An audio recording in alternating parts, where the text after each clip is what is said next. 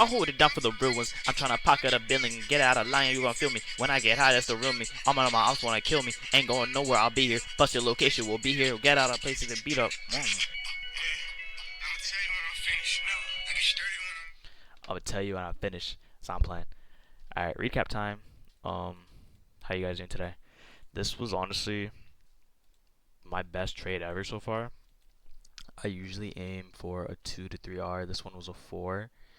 Long term wise, I want midnight open, and I also want this high time frame high to be taken out. This is really what I want, and then also midnight open.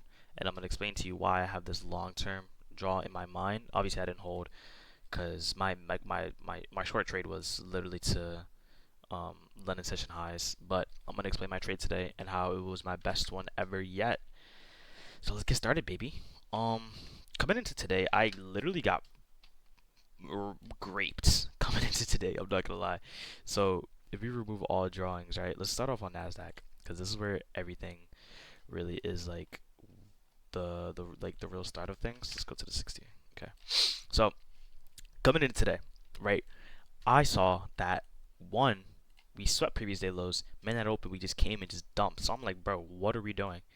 I look, I see that from the equilibrium of the range, we are in need of balancing before we continue either going lower or even want to switch higher, right? And even if you take from this swing high over here, we need equal like from hold on. Yeah, from this swing, we're gonna need from here technically coming in. We needed equilibrium balance. Like we need a balance of equilibrium. Excuse me. So with that in mind, I was like, okay, I kind of want longs today. Like let's see what's gonna give me longs. Whoa. Let's see what's going to give me longs. So with that in mind, we come down to the 15 minute. Well, first we come down to the 30 minute. And I'm like, okay, midnight open, we have midnight open here. We're respecting all bearish PD arrays. And on the higher time frame, we have a 4-hour low right here. We have a 4-hour low that we ended up sweeping. And we are just creating this bearish order flow. And it's balanced because there's no wicks to make any unfilled 4 hours. Like we have this unfilled 4 hour right here, but that's just like maybe on the later on in the session maybe we'll come for it. I don't know. But we have balanced 4 hour price action. On the hourly, we had a gap and we ended up coming into the gap and we ended up playing off of the gap. But order flow was telling me bearish, and I was like, okay, if we are presumably bearish, what we would want to do is take this low and then potentially rally on higher. That was my main theory, right? And ended up playing pretty correctly because we ended up creating a hourly SMT. But let's get on into it. What was I saying? Oh yeah. Okay. So with market open, we were consolidating. We ended up making a couple SMTs here. Actually, let's turn off the drawings. We ended up creating a couple SMTs here, as you see right here. We ended up having a low, higher low. Then we had a low, lower low on Nasdaq, and then again on the 5-minute. If we go on both, we ended up having another SMT again, if I could find it. But the SMT ended up failing. We ended up having a high right here, and then a lower low right here, and then a lower low, and then a low, and then a higher low. That SMT, these SMTs ended up failing, unfortunately. Not the 15-minute. The 15-minute was for, now that I realize in hindsight, the 15-minute was specifically just to make these equal highs, relatively equal highs. And while price was making these relatively equal highs, I'm like, bro, in my mind, I'm like, okay, we are generating. Hold on, wait. Wow. Okay. In my mind, I'm like, okay, we're generating a lot of buy side liquidity. Like, on top of that, it was also relatively equal. Whoa. Where is my freaking? Okay, it was relatively equal, and with stuff like this, what do I see with that? I see low resistance liquidity run. As we see heavy displacement to literally take all of these liquidity levels out. So obviously right now, but in my mind, while this is forming, I'm like, okay, this is adhering to my bullish bias, right? And coming in the market open, we did exactly what I wanted to do. I wasn't even caring about this 15-minute gap because this 15-minute gap was way too unachievable for price to manipulate higher or for even like to sweep and then go like how it did right now. But I disregarded this 15-minute gap solely because I was like, okay, we are way too low from it. The only thing we could either do now is probably sweep a high, this place lower, and then continue up higher, or we sweep low, create a PD array, fill in that PD array or inverse that PD array, and then continue higher. That was my mind. I was like, okay, let's see what price wants to do. Coming into market open on, I took the trades on the ES today mainly because it was moving way more smoother in my opinion. Although on Nasdaq definitely could have, well, you'll understand why I took my trade on ES actually, but excuse me, coming in on gas pack because this is where like I have my whole framework of everything.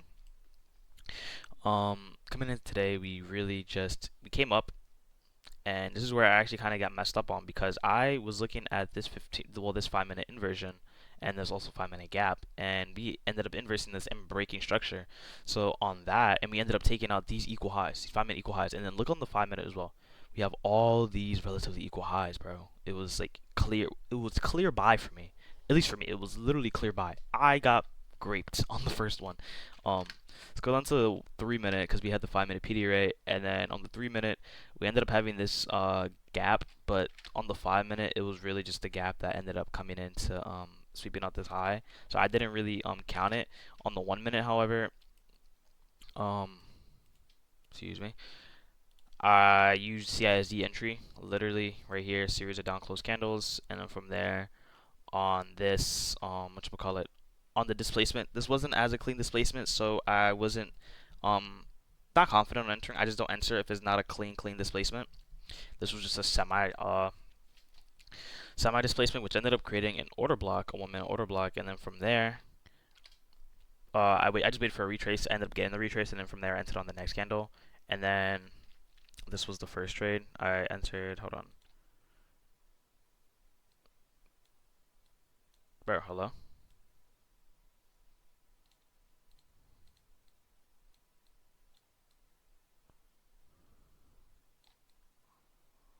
Okay,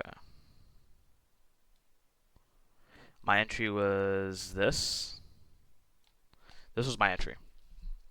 My entry was just solely adjusted based off of this gap. I wanted this gap to be completely inverse, and then from there I wanted London session highs, and we ended up getting literal graped, bro. Like genuinely, we were in profit, and then after that we just completely flooded to the downside. And I was like, whoa, okay, I just got touched. So we're gonna wait and see what price wants to do. Looks like I ended up getting caught in the manipulation. So my first theory, not yeah, my first scenario of price was right. I was like, okay, we're probably gonna want to come up and sweep either one of these highs, relatively equal highs, or these equal highs, and then presumably go down, sweep a high time frame lows, and then from there continue up higher. That's exactly what we did. When you get up, bro, I'm not even good at like reading market. I like to say it's just like there's knowing what price is gonna give. Like honestly, bro, when you come into market 30 minutes before, I promise you do this and you'll see what I'm talking about. Come in the market 30 minutes before, or even an hour before, look at what's given to you and just plan out contingencies, and you'll like be prepared. So we ended up coming down lower. We ended up inversing this gap, and then from there we ended up excuse me, ended up inversing this gap and created another fair value gap. And from here, I was like, okay, this is what we're looking like on the higher time frame. Because on Nasdaq, we ended up sweeping this low. On ES, we did it, and we ended up not taking this low. So I was like, okay, either ES is gonna take this low, and we're gonna fill in a PD array, and then we're continue lower to this high time frame draw, or we're going to create an SMT. The while price was forming, by the way, I was like, or we're going to create an SMT, and then this is going to be the SMT that actually takes me to my draws liquidity, and from there balance out high time frame liquidity. Because right, we're looking on the higher time frame. My what you call it? We're basing this narrative off the higher time frame. What do we see on the higher time frame? We are oversold. Like we are literally oversold. We need equilibrium, which is literally midnight open. After midnight open, after we come to balance out equilibrium, whatever we want to do, not my problem. But my whole point of this trade was just based off the high time frame, because we got to look at what the high time frame is telling us. If we're oversold, we're gonna want to balance the equilibrium sometime soon. You know what I mean? So with that in mind, I was like, bro, let's just wait to see what 10 a.m. gives us. We didn't have any news today, so I was just not really caring about that. And then 10 a.m. open, we ended up creating an SMT. I was like, okay, this is perfect. Like this is like I can't ask for any more. We ended up creating. Ooh, excuse me. And there it is. We ended up breaking structure on the 5-minute, and we also ended up inversing this 5-minute gap. Reason why I say we inversed this 5 minute gap was because on ES, I mean on Nasdaq, we ended up creating the gap. On ES, we didn't end up creating a gap. However, they literally moved side by side. So I was like, okay, we inversed this here. We didn't inverse this on here. So I'm pretty confident to assume, okay, bet since we inversed this on ES, Nasdaq is definitely going to follow ahead because remember, this is the higher high. So ES is going to have more volatile, more cleaner price action, and Nasdaq is going to be the lagging indicator. Excuse me. So with that in mind, I was like, okay, bet. Let's go down to the 3 minute. What do we have? We ended up not having anything. We just ended up having to retrace back down into this 5 minute imbalance, and we also had a 3 minute inversion from here. So I was like, okay, bet. We had this 3 minute inversion. That's exactly what I want. I want a 3 minute PDA array disrespecting a bearish 3 minute PDA array or supporting a 3 minute PDA array from the 5 minute PDA array that I originally scaled down into. On the 1 minute, I was like, okay, let's see what we got. This is like the last trade. Last trade I was gonna take today because I only take 2 trades a day if I don't win the first one. And I was like, okay, let's see what we have. We have a series of down close candles, and then what else do we have from there? We also came and tapped into this order block. So with that in mind, I was just waiting for a clean displacement. Um, and that was pretty much all I was waiting for, was just a really clean displacement. And then after the displacement, I entered. My entry was right here. Stops were literally below.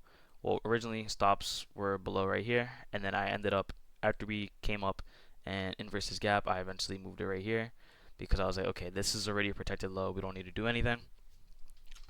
After we completely inversed this, I ended up, well, like completely inverse this, we were going strong. We were right above here. I ended up moving my stops to break even, and then from there I ended up taking off one contract here because this was already at a 2 to 4 ratio, and that's like how my trades are. They're literally a 2 to 3. And then from there I just kept holding, trailing my stops, and then from there I ended up getting edged literally twice. Pause. Let's see if you guys can see. Bruh. Bruh. Hold on.